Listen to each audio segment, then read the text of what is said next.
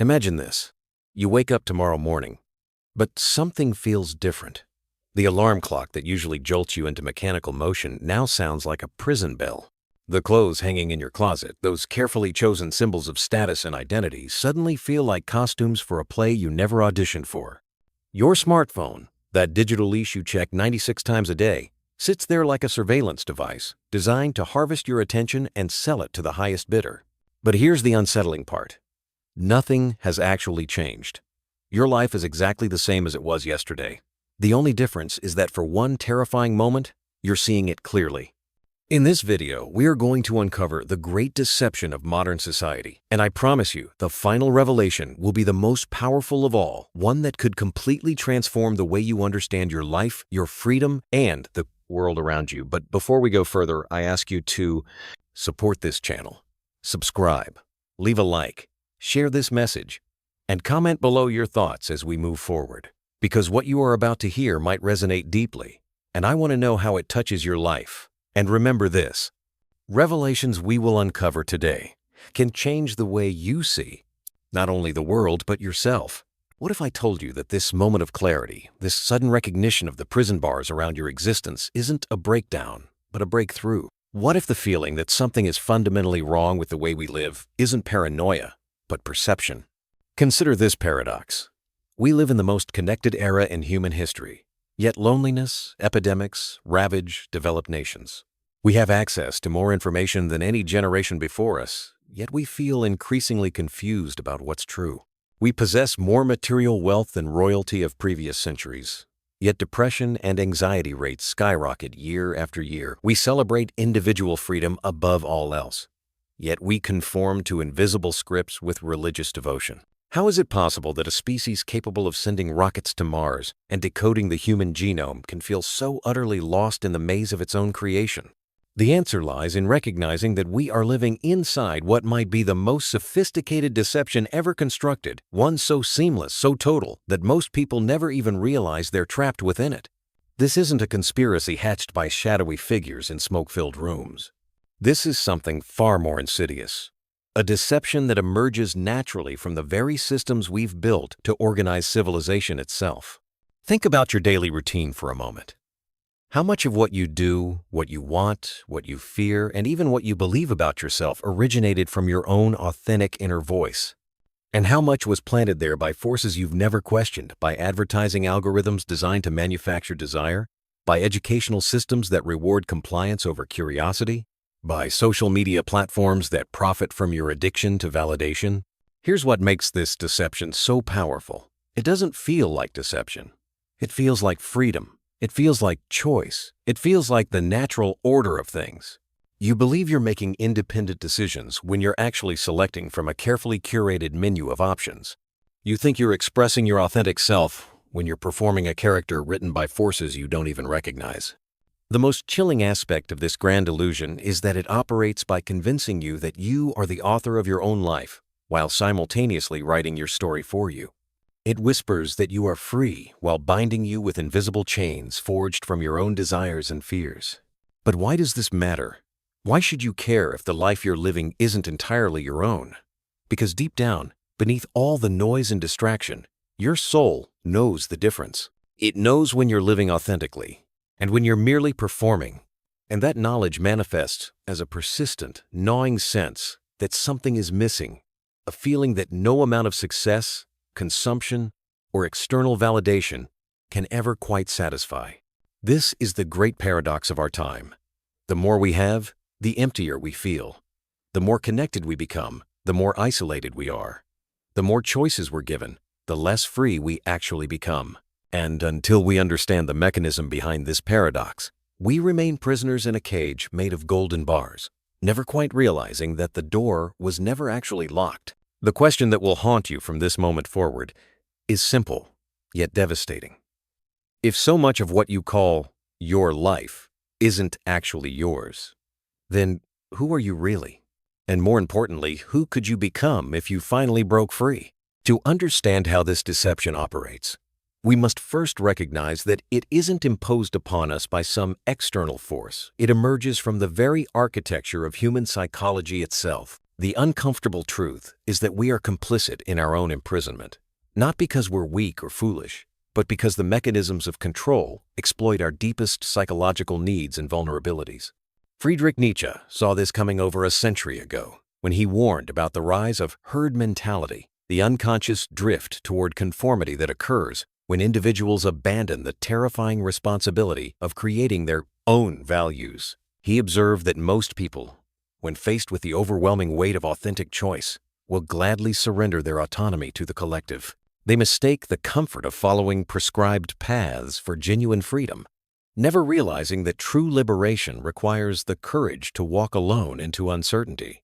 But why do we so willingly trade our authenticity for acceptance? The answer lies in what psychologist Erich Fromm called the escape from freedom. Fromm recognized that genuine freedom is psychologically unbearable for most people because it comes with the crushing weight of responsibility. When you are truly free, every choice is yours to make. Every consequence is yours to bear. And every failure reflects your own limitations. This existential burden feels so overwhelming that most individuals unconsciously seek refuge in systems that will make choices for them, whether those systems are religious, dogma, political ideologies, consumer culture, or social media algorithms. Carl Jung understood this psychological mechanism from a different angle. He recognized that modern civilization systematically disconnects us from what he called the collective unconscious, the deeper layers of human experience that connect us to meaning, purpose, and our authentic selves. Instead of drawing wisdom from this inner well, we become dependent on external validation and artificial stimulation. We mistake the ego's shallow desires for the soul's deeper longings, and in doing so, we lose touch with the very source of our humanity. This disconnection creates what Viktor Frankl identified as existential vacuum, a profound emptiness that no amount of material success can fill. Frankl, who survived the Nazi concentration camps, observed that humans can endure almost any suffering if they can find meaning in it. But when life lacks meaning, even the smallest discomfort becomes unbearable. Modern society, with all its comforts and conveniences, has inadvertently created conditions where millions of people live in a state of existential vacuum, desperately seeking purpose but finding only temporary distractions. The genius of the modern deception is that it exploits this existential hunger by offering fake, meaning consumer identities instead of authentic purpose, social media validation instead of genuine connection, endless entertainment instead of profound reflection. It's like feeding someone sugar when they're starving for protein. It temporarily satisfies the craving, but ultimately makes the deficiency worse. Arthur Schopenhauer captured this perfectly in his observation that human life oscillates between the poles of want and boredom. When we lack something, we suffer from desire. When we obtain it, we quickly become bored and search for the next thing to want. Modern consumer culture has weaponized this psychological pattern, creating artificial scarcity and manufactured desires that keep us perpetually dissatisfied, always reaching for the next purchase, achievement, or experience that promises to finally make us whole. But perhaps the most insidious aspect of this psychological manipulation is how it convinces us that our restlessness, our anxiety, our persistent sense of incompleteness is a personal failing rather than a natural response to an unnatural environment.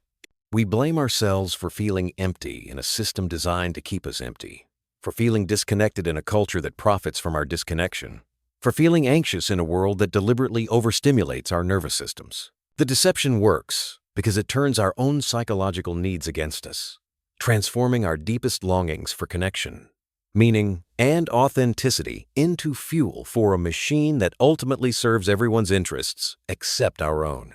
What makes this deception so devastatingly effective is not just how it manipulates our conscious desires, but how it rewires the very neural pathways through which we perceive reality. Every day, without realizing it, we're being neurologically conditioned to mistake stimulation for satisfaction, noise for meaning, and performance for authenticity. Consider how your brain responds to the dopamine-driven feedback loops engineered by social media platforms. Each notification, each like, each comment triggers a small release of dopamine, the same neurotransmitter involved in addiction. But here's the insidious part. These platforms are designed to provide just enough stimulation to keep you engaged, but never enough to truly satisfy. They hack your brain's reward system, creating a state of perpetual wanting that can never be fulfilled through digital interaction. This neurological hijacking doesn't stay confined to your phone. It begins to shape how you experience all of reality. Your attention span shortens because your brain becomes conditioned to expect constant stimulation. Your ability to sit with uncomfortable emotions atrophies because you've trained yourself to immediately reach for distraction whenever discomfort arises. Most tragically, your capacity for deep reflection, the very faculty that might allow you to see through the deception, gradually weakens until silence feels unbearable and solitude feels like punishment. But the consequences extend far beyond individual psychology. When millions of people become addicted to external validation, entire cultures begin to lose their capacity for authentic human connection. Relationships become performances where people present curated versions of themselves rather than revealing their genuine struggles and vulnerabilities. Conversations become competitions for attention rather than explorations of truth. Love itself becomes commodified, reduced to swipes and algorithms and compatibility scores. The most chilling aspect of this cultural transformation is how it creates what psychologists call learned helplessness on a mass scale.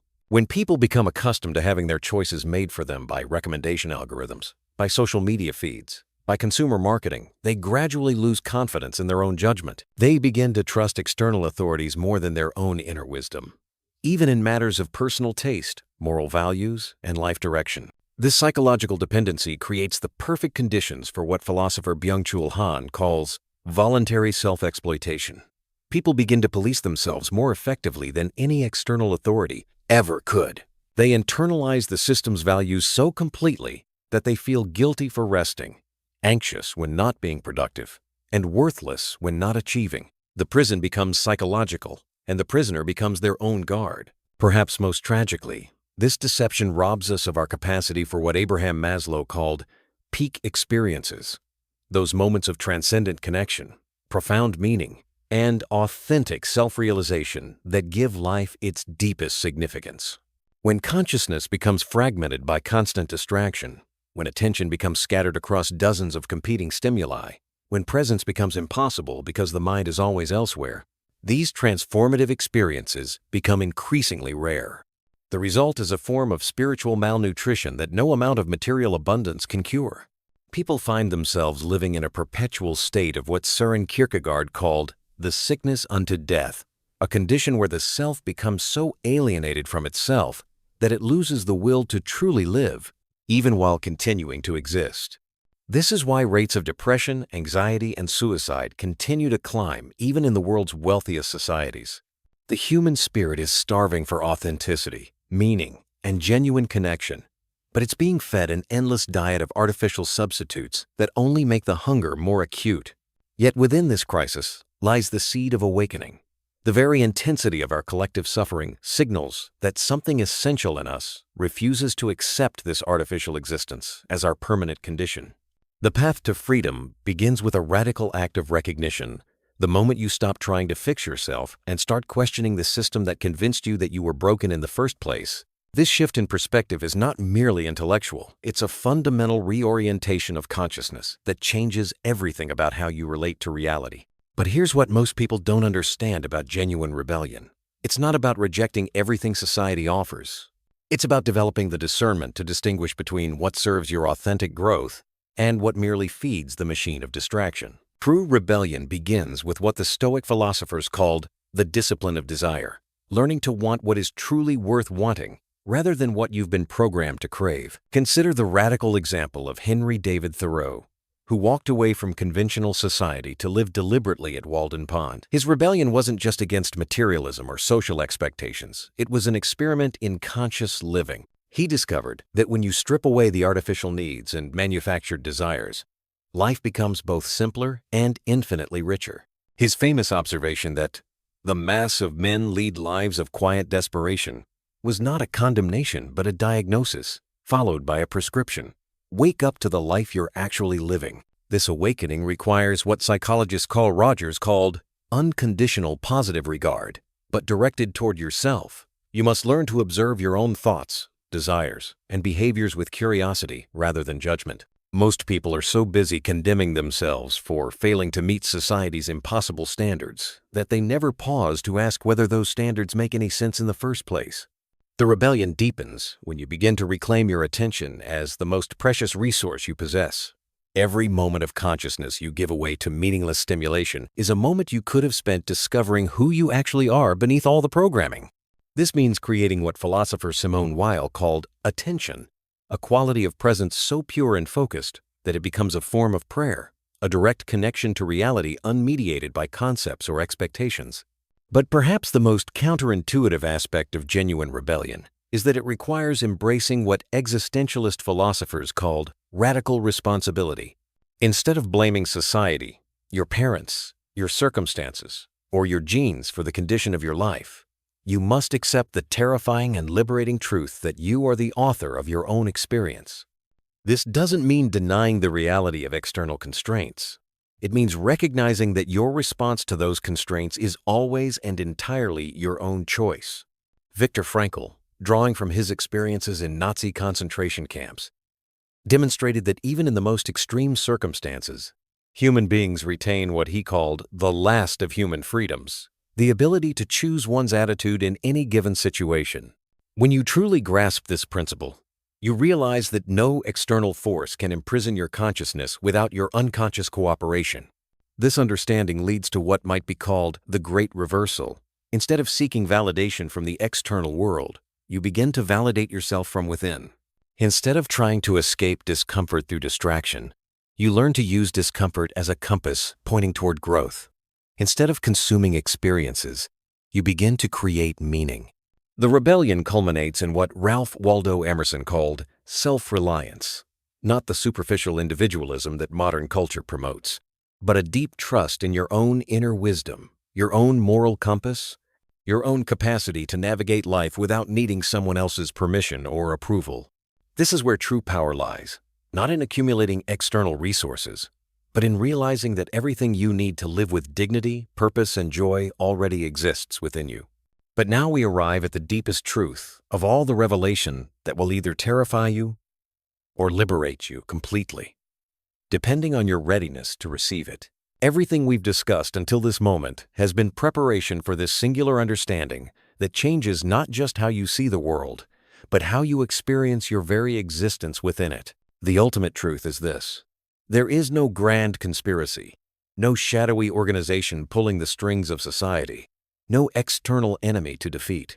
The great deception of modern society is not imposed upon us by malicious architects of control. It emerges spontaneously from a much more fundamental illusion, the illusion that you are separate from the very consciousness that observes your thoughts, feelings, and experiences. This separation is the source of all suffering, all seeking, all desperate attempts to fill the void through external means.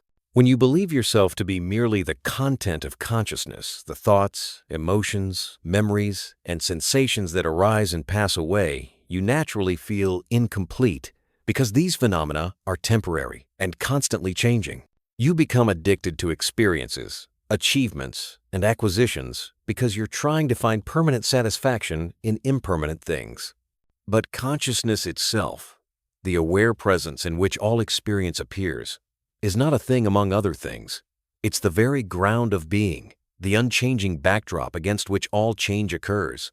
When you recognize that you are not merely the character in the story of your life, but the consciousness in which that character appears, everything transforms. This recognition reveals why all the seeking, all the striving, all the desperate attempts to improve yourself or escape your circumstances are ultimately futile. You've been searching for what you already are.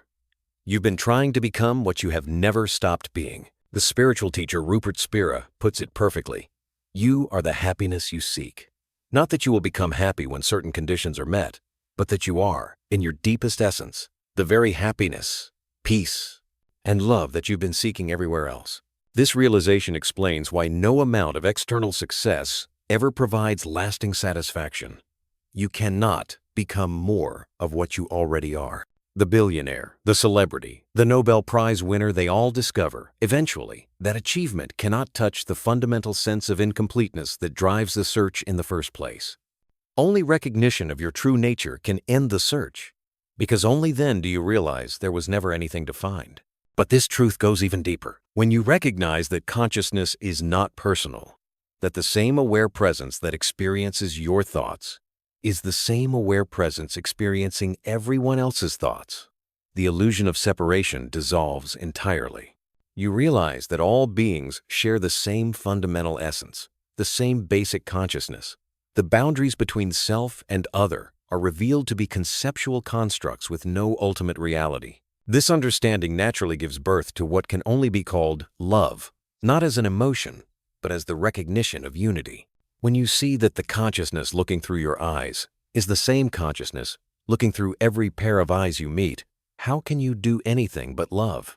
When you understand that every being is searching for the same peace, the same freedom, the same love that you seek, how can you do anything but offer compassion? This is why the great spiritual traditions all point toward the same essential truth, expressed in different languages and cultural contexts. Whether you call it God, Buddha nature, Brahman, or simply awareness itself, all paths lead to the recognition that what you fundamentally are is not separate from what everyone and everything fundamentally island. The magnificent irony is that this truth has always been hiding in plain sight.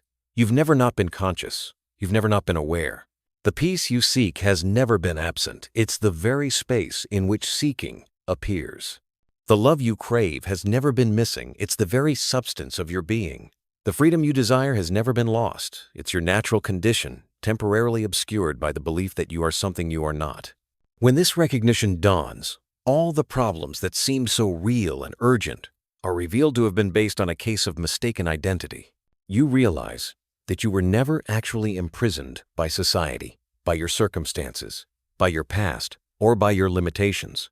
You were only imprisoned by the belief that you were a separate, incomplete being who needed something from the world to be whole. The great deception, then, is not society's fault. Society is simply the collective expression of billions of individuals who have forgotten their true nature.